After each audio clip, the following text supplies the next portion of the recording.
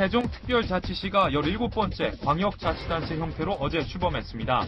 오늘 정부 및 시민 2,000명이 참여한 가운데 출범식이 열립니다. 세종시는 서울시의 4분의 3 크기로 시, 군구 등 기초자치단체를 두지 않는 국내 첫 단층제 행정체제입니다.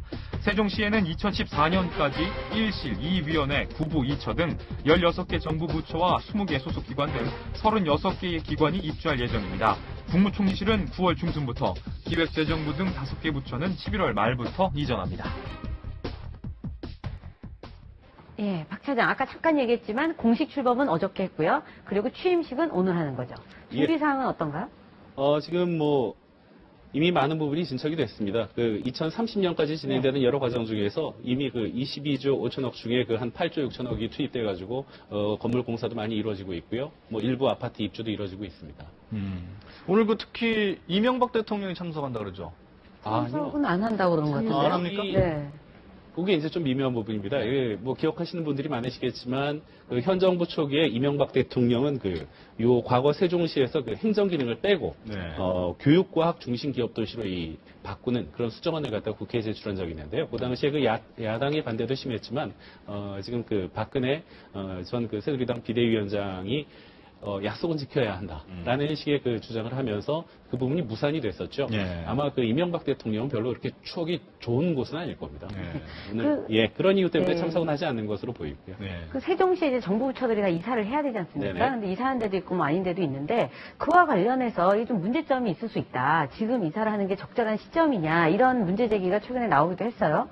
그 내용 좀 다시 의견 타당성도 있어 보이는데 어떤 내용인지 말씀해 주세요. 예, 최근에 동아일보가 지적을 한 부분입니다. 네. 기억을 하시는 분들이 있으실지 모르겠지만 그 이유가 바로 이런 겁니다. 이번에 이사를 갖다가 이제 올해 내에 6개의 정부기관이 이제 이전을 하게 돼 있는데 그 정부기관 중에 한 3개 정도가 이미 정치권들이 올해 말 대선을 치르고 새로 대통령이 되시는 분들이 좀 이 부처를 갖다 좀 조정을 해야 되겠다. 부처를 갖다 가르거나 아니면 새로운 부처를 갖다 신설하거나 해야 된다라고 지금 주장하는 것과 연관이 돼 있습니다.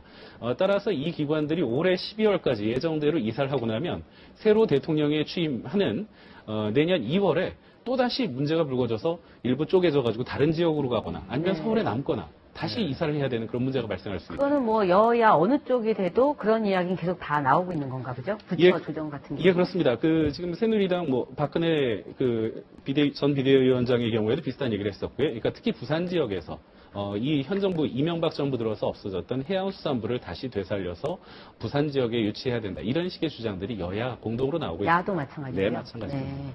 그러면 사실 공무원분들 내려가잖아요. 공무원들 내려가면 부처도 문제지만 가족부터 시작해서 굉장히 많은 사람들의 생활하고도 연관이 될 텐데 그런 부분은 좀 고민일 텐데 어떻게 될 것 같습니까? 예, 그렇습니다. 이번에 일단 그러니까 이동하는 공무원의 수가 일단 한 10,000명 정도 예상되고 네. 있고요. 그 가족까지 한다면 더 많아질 텐데요. 사실은 자녀들이 중고등학교 이상 재학하고 있는 그런 공무원들의 경우에는 단신 부임하는 경우가 많습니다. 그렇지만 어린 자녀들을 데리고 아예 삶의 터전을 갖다 옮기는 사람들의 경우에는 한번 전학을 했다가 혹시 이런 부처 이전이라든지 부처 분할이라든지 이런 것 때문에 다시 이사를 해야 된다. 굉장히 곤혹스러운 상황에 빠질 수가 있습니다. 네.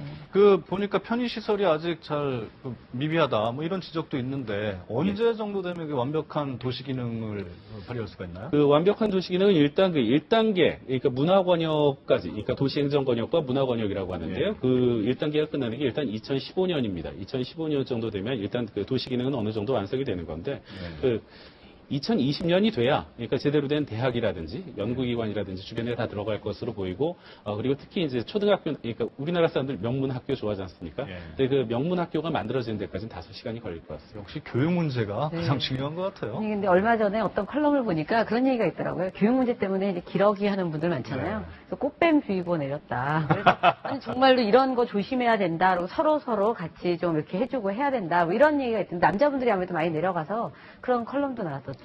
과거에 대덕 지역에, 그러니까 대전 쪽으로 정부 청사가 일부 이전을 해서 일부 부처가 이미 내려가 있지 않습니까? 그 당시에 단신 부임했던 공무원들 사이에서 약간 꽃뱀과 관련된 여러 가지 안 좋은 추억들이 있었던 것 같습니다. 그리고 공무원들이 이렇게 굉장히 영리하게 뭔가를 대처하는 그런 분이라기보다는 좀 고지식한 분들이 많아서 좀 그런 데에 속는 분들이 좀 많았던 것 같습니다. 네. 저희도 취재하려면은 그쪽 세종시의 지사라든지 본부라든지 하나 만들어야 될 것 같은데 예, 동아일보나 채널이 뭐 전반적으로 그런 부분이 준비되고 있는 것으로 알고 있습니다. 예.